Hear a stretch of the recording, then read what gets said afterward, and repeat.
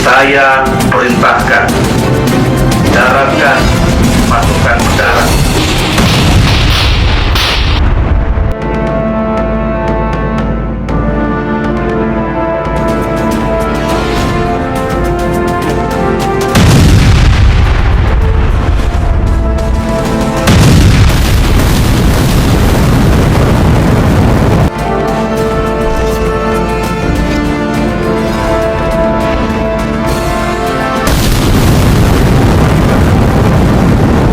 Tugas pokok Korps Marinir adalah membina kekuatan dan kesiapan operasional Satuan Korps Marinir sebagai pasukan pendarat amfibi TNI Angkatan Laut dalam rangka proyeksi kekuatan dari darat lewat laut, operasi pertahanan pantai, serta operasi lain sesuai kebijakan Panglima TNI.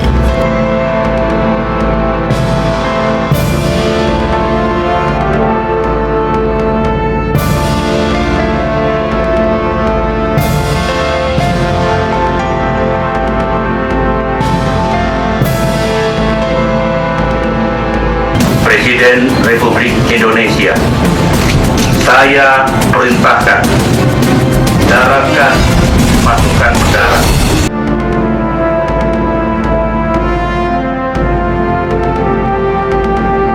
Di negara kesatuan Republik Indonesia, Korps Marinir TNI Angkatan Laut merupakan salah satu alat pertahanan matra laut yang bertugas menyelenggarakan operasi amfibi, operasi pertahanan pantai, dan pengamanan pulau terluar strategis dalam rangka operasi militer perang dan operasi militer selain perang.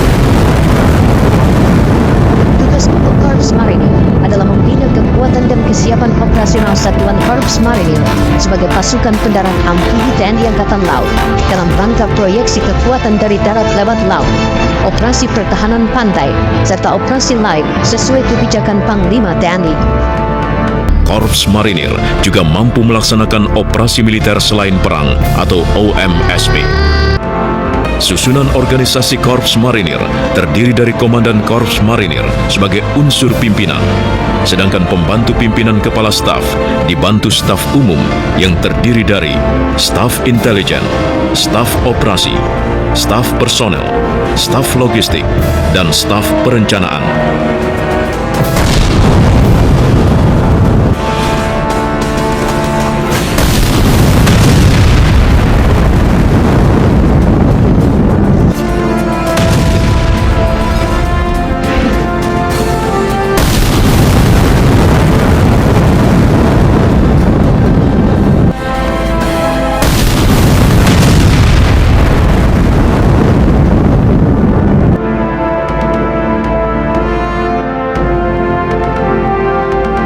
Pada tahun 1945, Korps Marinir lahir setelah proklamasi kemerdekaan Indonesia dikumandangkan. Kemudian berubah nama menjadi Korps Komando Angkatan Laut yang dikenal dengan KKOAL. Dan pada tahun 1975, berubah nama menjadi Korps Marinir.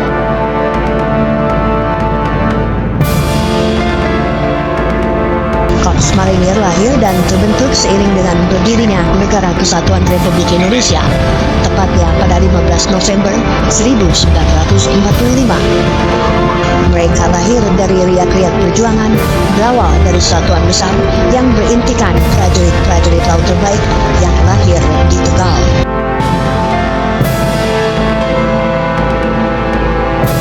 Sebagai alat pertahanan negara matra laut, Korps Marinir memiliki organisasi yang cukup besar. Korps Marinir dipimpin oleh seorang Jenderal Marinir berbintang. Saat ini Korps Marinir memiliki 3 kekuatan pemukul setingkat divisi yang disebut Pasmar dan 1 Brigade Infanteri Marinir BS. Pasmar 1 berkedudukan di Jakarta. Pasmar 2 berkedudukan di Surabaya. Dan Pasmar 3 berkedudukan di Sorong, Papua Barat. Serta Brigade Infanteri 4 Marinir BS berkedudukan di Lampung. Untuk Pasmar membawahi masing-masing 1 Brigade Infanteri, 1 Resimen Kavaleri, 1 Resimen Artileri, 1 Resimen Banpur, dan 1 Batalion Intai Amfibi, serta beberapa batalion marinir pertahanan pangkalan yang tersebar di seluruh penjuru Indonesia. Marinir adalah pilihan kata hati. Inilah pedoman baku yang diterapkan marinir dalam menyaring prajuritnya. Sebagai pilihan kata hati, maka setiap orang yang ingin bergabung dengan marinir memahami dengan baik resiko menjadi marinir. Bagi mereka yang siap, maka pendidikan dan pelatihan bagaimanapun kerasnya akan dinikmati sebagai sebuah kewajiban. Kewajiban yang syarat resiko sebagai marinir.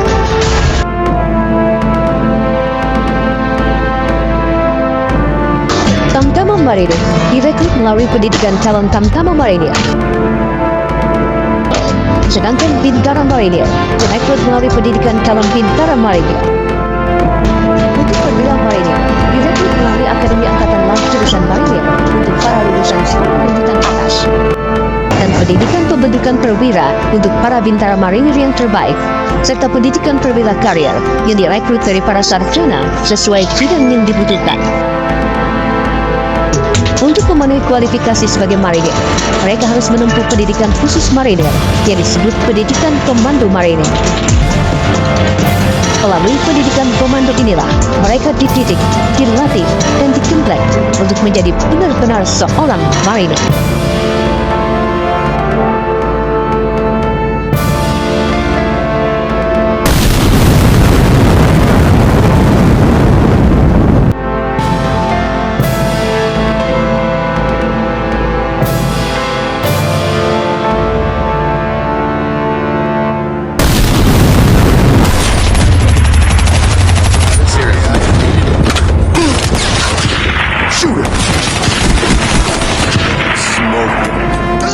Tango.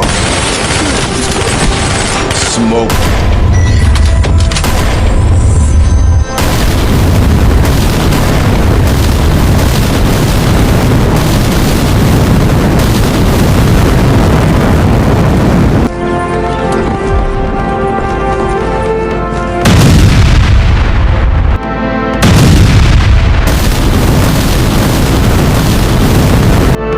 Untuk mendukung kemampuan tempur yang prima, pasukan Korps Marinir didukung pula oleh satuan-satuan pendukung lengkap yang terdiri dari satuan setingkat batalion.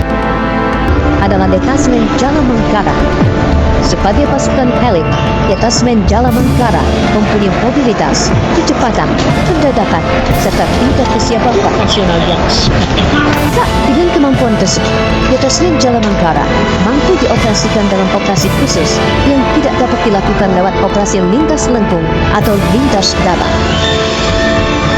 Operasi itu baik bersifat operasi permukaan air, permukaan bawah air, operasi bersifat vertikal dari udara.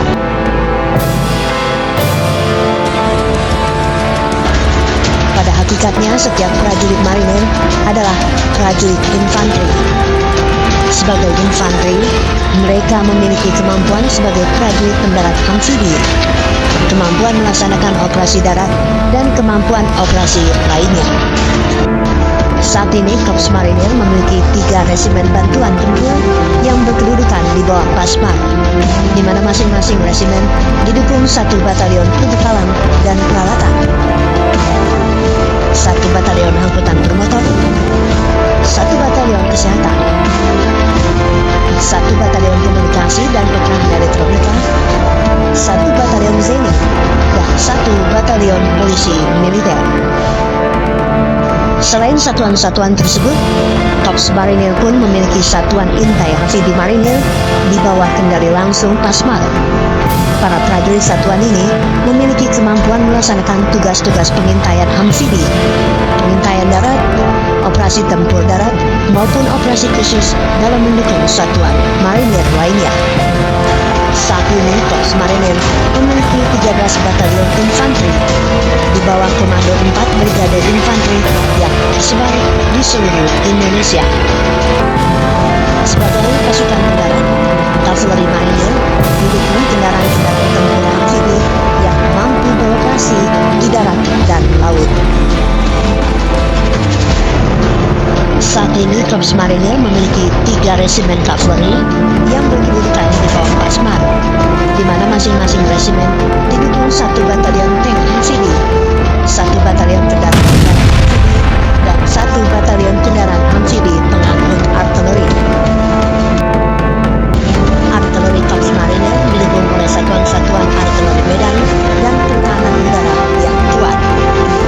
Saat ini Korps Marinir memiliki 3 resimen artileri yang berkedudukan di bawah Pasmar, di mana masing-masing resimen didukung 1 batalion Panzer, 1 batalion Ghost, dan 1 batalion artileri pertahanan udara. Untuk mendukung kemampuan tempur yang prima, Korps Marinir didukung pula oleh satuan-satuan pendukung lengkap yang terdiri dari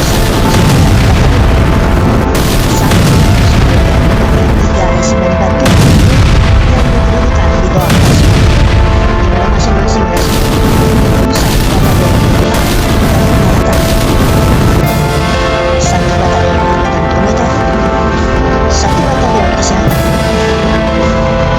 1 batalion komunikasi dan peperangan elektronika, 1 batalion Zeni, dan 1 batalion polisi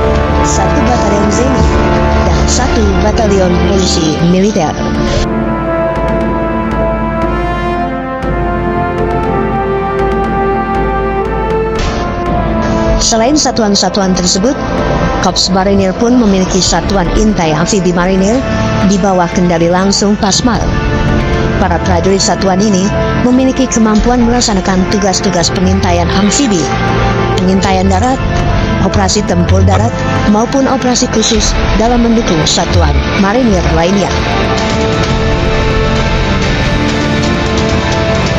Personil satuan ini harus mempunyai kemampuan trimedia, yaitu infiltrasi dan eksfiltrasi dari atau ke daerah musuh, baik dengan melakukan free fall atau teknik halo dan haho, stabo atau speed, berenang maupun menyelam.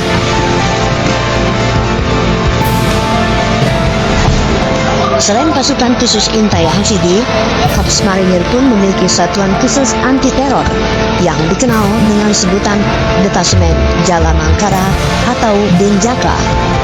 Satuan ini merupakan kumpulan prajurit khusus gabungan anggota pasukan air TNI Angkatan Laut, yakni Komando Pasukan Katak atau Kopaska, dan Batalion Intai Amfibi atau TAIFID Marinir.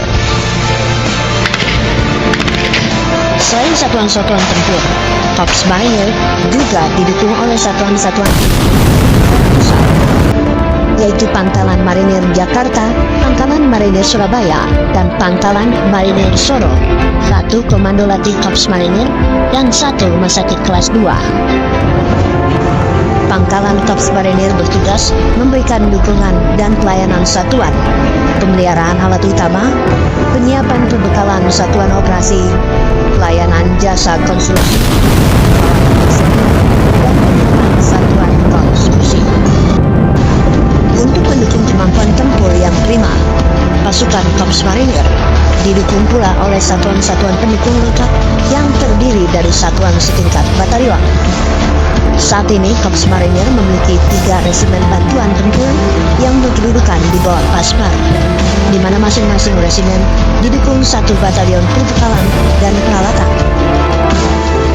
1 batalion angkutan bermotor, 1 batalion kesehatan, 1 batalion komunikasi dan peperangan elektronika, 1 batalion Zeni, dan 1 batalion polisi militer. Selain satuan-satuan tersebut, Korps Marinir pun memiliki satuan intai amfibi marinir di bawah kendali langsung Pasmar.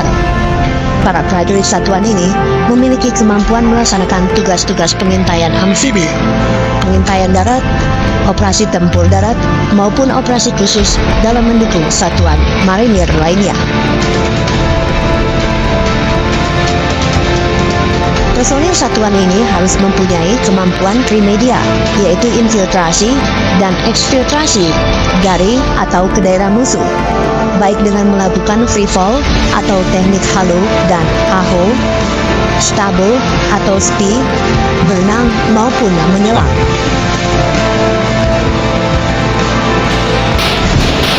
Selain pasukan khusus intai amfibi, Korps Marinir pun memiliki satuan khusus anti-teror yang dikenal dengan sebutan Detasemen Jala Mangkara atau Denjaka. Satuan ini merupakan kumpulan prajurit khusus gabungan anggota pasukan elit TNI Angkatan Laut, yakni Komando Pasukan Katak atau Kopaska dan Batalion Intai Amfibi atau TAIFID Marinir.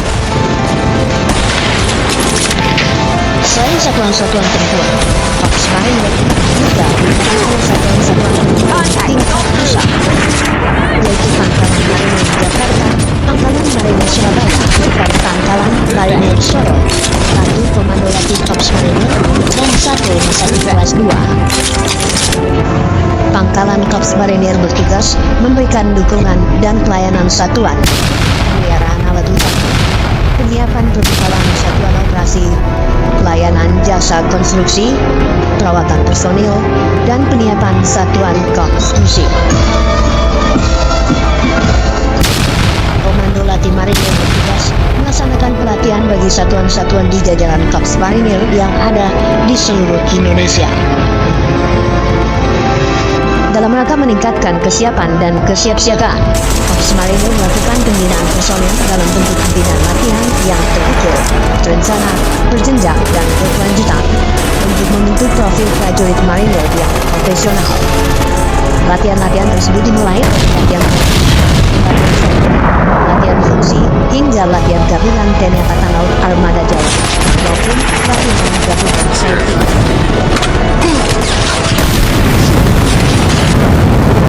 Selain itu, Korps Marinir juga secara rutin melaksanakan latihan bersama dengan militer negara lain dengan tujuan meningkatkan kemampuan profesionalisme, pengalaman, wawasan, interaksi, dan interoperability para prajurit dalam menghadapi tuntutan tugas ke depan serta untuk mempererat kerjasama kedua negara.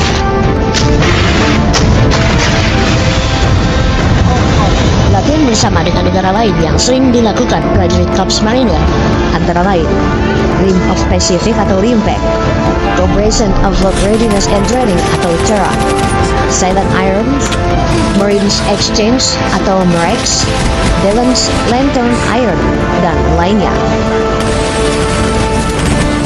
Sebagai bagian dari alat pertahanan negara yang selalu siap, Indonesia, Korps Marinir selalu melibatkan dalam kegiatan kemanusiaan yang digelar dalam kerangka operasi militer selain perang.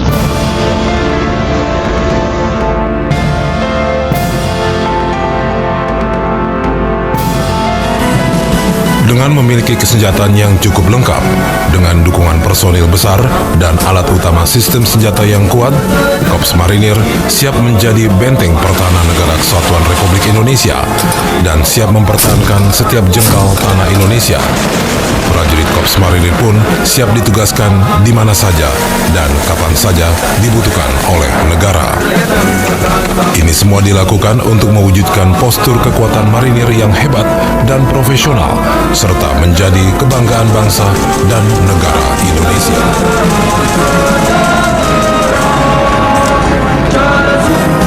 Untukmu negaraku, hidupku, pengabdianku, hanya untukmu.